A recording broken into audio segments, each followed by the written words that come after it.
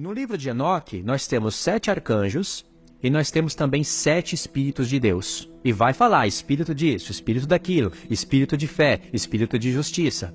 Aí você vai falar, opa, não está batendo com 7 espíritos de Deus lá em Isaías 11. Aí nós temos a revelação.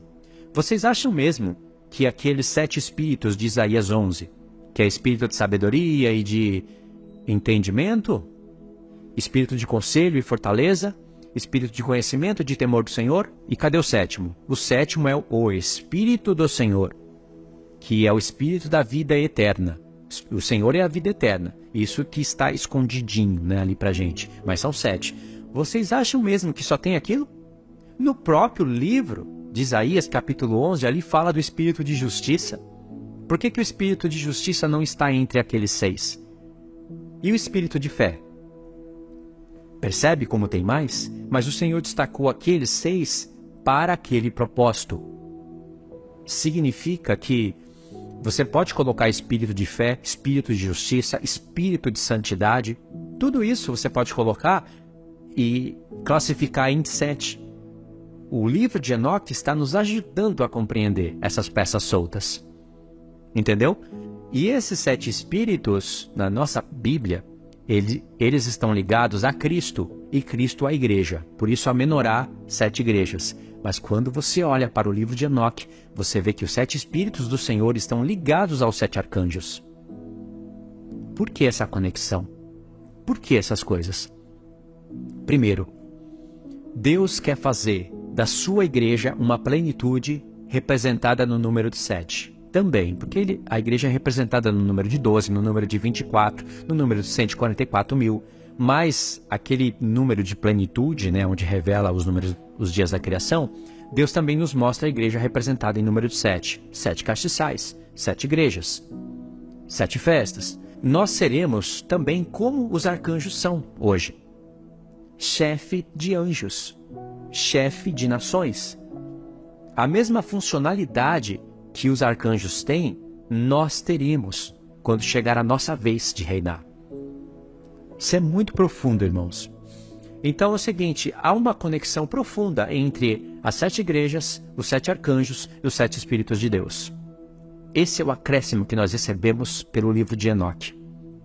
Um dos vários acréscimos. Por isso que a menorá, ela é uma peça de ouro puro.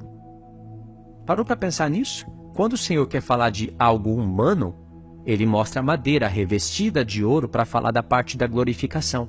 Mas existem peças no tabernáculo que Deus poderia ter feito de madeira para ser revestido de ouro, mas ele pediu de ouro puro. A menorá é uma delas. A Arca da Aliança, na parte de cima, que é o propiciatório, é uma dessas peças. Mas a Arca da Aliança forma uma só peça com a parte de baixo, que é o caixote. Só que o caixote, ele é madeira revestido de ouro.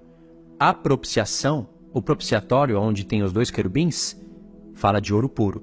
Veja, querubins, está falando daqueles seres, dos 4 querubins.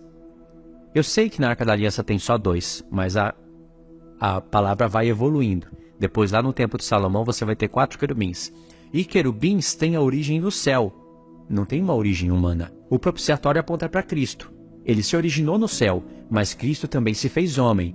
Por isso, a parte do caixote de madeira revestida de ouro, que é justamente onde contém as tábuas, a lei, aquelas coisas que o Senhor Jesus cumpriria como homem. Revestido de ouro para mostrar a sua glorificação. Ou seja, tem a parte eterna de Jesus e a parte que ele se torna homem.